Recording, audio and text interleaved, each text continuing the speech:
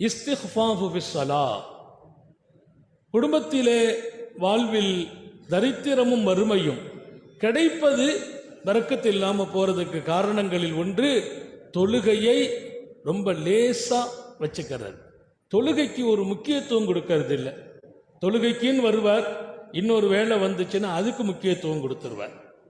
தொழுகை அவரிடத்தில் அலட்சியமாகும். இன்னும் ஒரு பக்கம் அதை லேசா மதிப்பார். தொழுகையை பெருசா மதிக்கணும். தொழுகையினுடைய மதிப்பு மகத்தானது, மிகப்பெரியது, அல்லாஹ்வுக்கு பிரியமான ஒரு வணக்கம். நீங்க மேல மலக்குமார்களை பார்த்தால் அந்த அமல்களில் தான் அல்லாஹ் அவர்களை ஈடுபடுத்தினான். மலக்குகளில் ஒரு கூட்டம் ருக்குவிலேயே நிற்கிறார்கள், ஒரு கூட்டம் நிலையில் நிற்கிறார்கள், ஒரு கூட்டம் சுஜூதிலே இருக்கிறார்கள், ஒரு கூட்டம் அத்தஹியாத்தில் இருக்கிறார்கள். எப்போது? அவர்களை படைத்த காலம் முதல். தக்பீர் கட்டி ஒரு கூட்டம் நிக்குது, அப்படியே நிக்க வச்சிருக்கான் அல்லாஹ். நமக்கு ஒரு 5 நிமிஷத்துக்கு மேல நிக்க முடியாது, 10 நிமிஷத்துக்கு மேல நிக்க முடியாது. பல்லாயிரம் வருடங்கள் நிற்கிறார்கள்.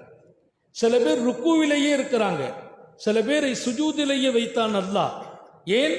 இந்த அமல் அவனுக்கு பிரியம். எல்லா நபிமார்களுக்கும் கொடுத்த வணக்கம் தொழுகை.